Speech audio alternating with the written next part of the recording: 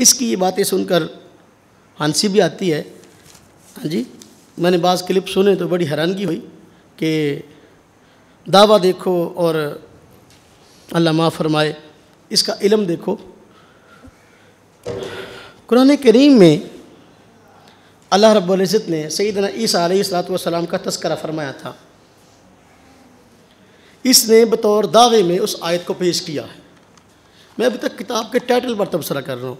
ये किताब का टाइटल जो है ना, ये टाइटल जो है यही इसके झूठा होने पर वाज़ेह दलील है।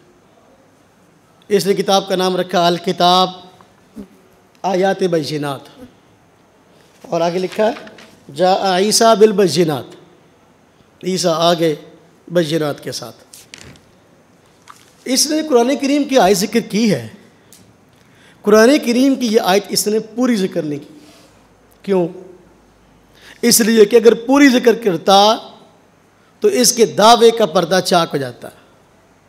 किसी तरह भी ये आयत इसकी दलील नहीं बनती, और इस आदमी को हक हासिल नहीं कि जो नबी पाक सल्लल्लाहु अलैहि वसल्लम की तालीमात के बरखिलाफ़ तालीमात पेश कर रहा है और दावे कर रहा है, और फिर ख़ुद नबी पाक सल्लम पर नाज़िल शुदा किताब से आयात भी पेश कर रहा है। कुरान करीम की ये जो आयत है, ये आयत पूरी किस तरह है? हम पूरी आयत पढ़ते हैं, हम तो हमारा पूरे कुरान पर ईमान है। हम कोई इस कज़्ज़ाब की तरह तो नहीं कि आयत के एक हिस्से को ले लें और उससे अपना मकसद निकालने की कोशिश करें, हालांकि इससे भी इसका मकसद निकलता नहीं है। कुरान करीम की आयत है, अल्लाह रब्बुल इज़्ज़त ने शाह फरमाया। ये आयत सूरह ज़ुख़रुफ़ आयत 63 से 66 तक ये जो इसमें अल्फाज हैं आयत के, तो ये ख़ास तौर पे काबिल ज़िक्र हैं इस आयत के साथ। तो इस आयत को पेश करते हैं, साथ दूसरी आयत भी। सूरह ज़ुख़रुफ़ आयत 63 से 66 तक क्या फरमाया? औज़ु बिल्लाहि मिनश शैतानिर रजीम, बिस्मिल्लाहिर रहमानिर रहीम। फरमाया वलम्मा जाअ ईसा बिल बय्यिनात क़ाल क़द जिअतुकुम बिल हिक्मा वलिउबय्यिन लकुम बअदल्लज़ी तख़्तलिफ़ून फ़ीह फत्तक़ुल्लाह व अतीऊन इन्नल्लाह रब्बी व रब्बुकुम फ़अबुदू हाज़ा सिरातुम मुस्तक़ीम फ़ख्तलफ़ल अहज़ाबु मिन बैनिहिम फ़वैलुल लिल्लज़ीना ज़लमू मिन अज़ाबि यौमिन अलीम हल यंज़ुरूना इल्ला अस्साअह अन तअतियहुम बग़ता व हुम ला यशऊरून। कुरान करीम की आयत, चूँकि इसने सिर्फ इतना हिस्सा पेश किया जा ईसा बिल बय्यिनात। अब हम पूरी आयत को पेश करके कुछ बातें अर्ज़ करते हैं। दावा है इसका मिसल ईसा होने का। कौन सा दावा है इसका? ऐन ईसा होने का नहीं। ये खुद कहता है कि मैं वह ऐन ईसा होने का मेरा भी दावा नहीं है कि वही ईसा आया हूँ, इब्ने मरियम नहीं, मिसल ईसा के आने की पेशगोई है, तो मैं मिसल ईसा हूँ। जबकि आयत क्या फरमाती? जा ईसा बिल बय्यिनात। ये तो नहीं फरमाया जा मिसलो ईसा बिल बय्यिनात। अगर कुरान में यूँ होता जा मिसलो ईसा बिल बय्यिनात, फिर तो शायद इसकी किस तरीके से दलील बन जाती। अगर नबी पाक सल्लम के बाद किसी नबी के आने का तसव्वुर होता, लेकिन तसव्वुर ही नहीं, फिर भी इसके बावजूद झूठ पर झूठ है। जा ईसा बिल बय्यिनात ये कुरान में है, दावा इसका क्या है? मिसल ईसा होने का। तो आयत होनी चाहिए थी जा मिसलो ईसा बिल बय्यिनात, फिर बात बनती। बल्कि यूँ भी नहीं होता, यजीउ मिसलो ईसा बिल बय्यिनात। क्या होना चाहिए था? यजीउ मिसलो ईसा बिल बय्यिनात। वो ईसा तो पहले आ चुके, अब मुस्तकबिल में पेश गोई तो मुस्तकबिल के अल्फाज से होगी ना। तो यजीउ मिसलो ईसा बिल बय्यिनात होता, जबकि कुरान करीम में ये नहीं। क्या फरमाया? जा ईसा बिल बय्यिनात। और जा लफ्ज़ माजी है, और माजी ये बात बता रहा है कि ये आयत सैयदना ईसा अलैहिस्सलाम जो इब्ने मरियम है उनके मुतल्लिक़ है, किसी मुस्तकबिल में आने वाले कज़्ज़ाब के मुतल्लिक़ नहीं है। बात समझ में आ रही? जा माजी का लफ्ज़ है ना, तो माजी बता रहा है कि ये भाई ये शख्सियत पहले आ चुकी, अब ये नहीं कि आइंदा आएगी। अगर आइंदा आने की बात होती तो जा आ की बजाय ये जी होता।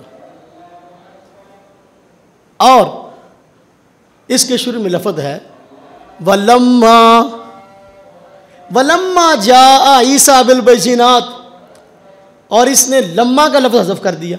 देखिए किताब के टाइटल पर लम्मा लिखा हुआ नहीं है।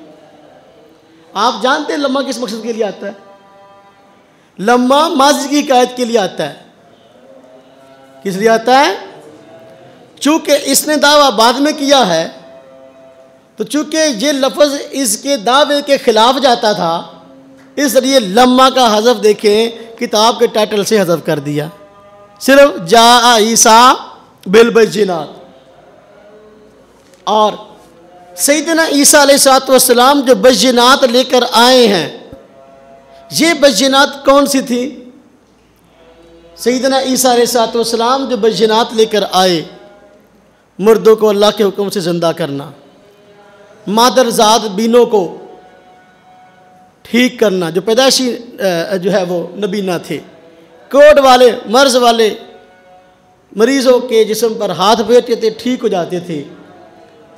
तो ये आपके मोजज़ात थे, ये बय्यनात थी आपकी खुली खुली।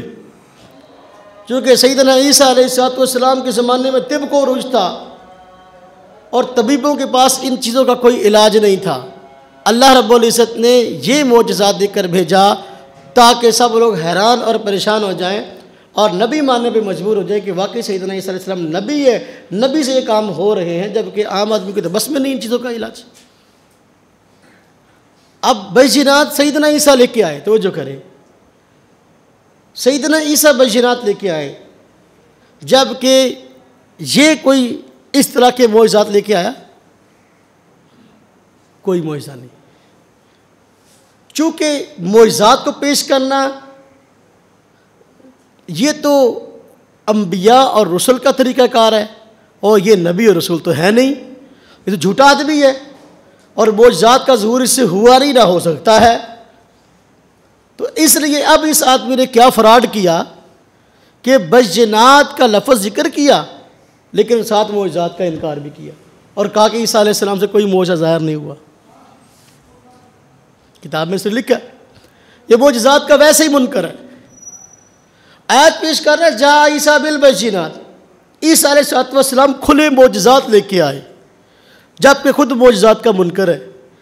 अगर तो तू वो मोइज़े लेकर आया होता, फिर तुझे कोई कहता भी तू वो ईसा है, या उसकी मिसल उनकी मिसल मोइज़ात पेश करता, फिर भी कहता तो उनकी मिसल है। जबकि तू तो वैसे ही मोइज़ात का मुनकर है, तो फिर बैजिनात का लफ्ज़ जिक्र करना और किताब के शुरू में आल किताब आयात बैजिनात ये कहना, हाँ जी, बैजिनात का लफ्ज़ पूरी दुनिया जानती है। ईसाई भी इस बात को जानते हैं, मुसलमान भी जानते हैं कि बैजिनात से मुराद सैयदना ईसा अलैहिस्सलाम के मोजज़ात है, जबकि ये उनको नहीं मानता। तो लिहाजा ये किसी भी तरीके से ये आयत इसकी दलील नहीं बनती। आगे जो आयत नंबर 66 है सूरह ज़ुखरुफ की, इस आयत के बाद जो है हल यंज़ुरूना इल्ला अस्साअ, दोबारा फिर वो आयत आई है, इल्ला हल यंज़ुरूना इल्ला अस्साअ अन तातियहुम बग़ता व हुम ला यशऊरून, नहीं इंतज़ार कर रहे ये मगर अस्सा का, क्या अचानक इनके पास आ जाएगी, इनको शऊर भी नहीं होगा। यहाँ फिर बात आ गई, पहले हज़रत ईसा का तज़किरा है, वलम्मा जा ईसा बिल बैजिनात, फिर आया हल यंज़ुर, तवज्जो कीजिएगा, हल यंज़ुरूना इल्ला अस्सा, ये सा के मुंतज़िर हैं। अगर अस्सा और ईसा दोनों एक शख्सियत होते तो फिर तो ये कहना सही नहीं बनता हल यंज़ुरूना इल्ला अस्सा जा ईसा, जब ईसा आ गए तो सा भी आ गई। इंतज़ार का क्या माना भाई, जब ईसा बैजिनात के साथ आ गए, अगर ईसा और अस्सा दोनों एक शख्सियत है, एक एक चीज़ है, फिर तो हल यंज़ुरूना इल्ला अस्सा कहना बनता ही नहीं है। मालूम हुआ ईसा अलैहिस्सलाम शख्सियत है और अस्सा क़यामत है। ईसा अलैहिस्सलाम शख्सियत आ चुके और क़यामत जो है वो नहीं आई। ईसा अलैहिस्सलाम की नबूवत का भी इनकार किया गया, उनके मोजज़ात का भी यहूदियों ने इनकार किया। अब तो क़यामत ही है, इन लोगों पर आए तो फिर बात बनती है। अगरचे इसका पस मंज़र तो ये है कि मुशरिकीन मक्का ने नबी पाक सल्लल्लाहु अलैहि वसल्लम के पास आकर एतराज़ किया था कि कुरान कहता है कि अल्लाह के अलावा जिनको तुम पूजते हो तो वो दोज़ख में जाएंगे। तो ईसा अलैहिस्सलाम को भी तो यहूदी ईसाई पूजते हैं ना, वो ईसा अलैहिस्सलाम भी दोज़ख में जाएंगे।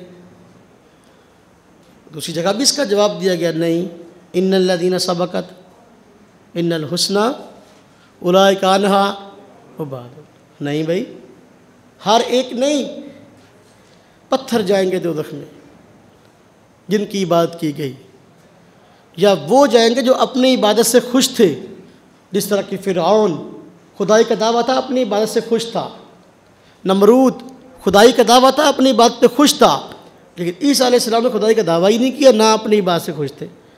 वो तो खुद देखो साफ अल्फाज में उनके अल्फाज निकल के इन्नल्लाह रब्बी व रब्बुकुम। ईसा अलैहिस्सलाम फरमाते थे कि भाई देखो अल्लाह है मेरा रब और तुम्हारा रब, फ़ाबुदू, उसकी इबादत करो। मुशरिकीन मक्का के एतराज़ का जवाब हो गया कि तुम कहते हो कि ईसा अलैहिस्सलाम जो है क्या ये भी दोज़ख में जाएंगे कि जिनकी भी बात की गई? नहीं नहीं, ईसा अलैहिस्सलाम ना खुद खुदा थे, ना खुदाई का दावा किया, ना वो इस शिर्क पर राज़ी थे, वो दोज़ख में नहीं जाएंगे। बाहर क्या इस तरह में ये आयात हैं। तो वलम्मा जा ईसा बिल बय्यिनात, ईसा अलैहिस्सलाम खुले मोइज़ात लेकर आए। ये सैयदना ईसा है। फ़हल यंज़ुरूना इल्ला अस्साअ अन तातियहुम बग़ता। मुशरिकीन मक्का अब क़यामत के आने का इंतज़ार कर रहे। क्यों सही बात को कबूल नहीं करते? क्यों जो है शिर्क और कुफ्र पर अड़े हुए हैं? मालूम हुआ सा अलग है और ईसा अलैहिस्सलाम की शख्सियत अलग है। दोनों को एक बताना ये सिवाय दजल और फ़रेब के कुछ नहीं है। तो इस आदमी का ये दावा करना कि मैं अहमद हूँ, मैं मिसल ईसा हूँ, मैं अस्सा हूँ, ये सब फ़राड है।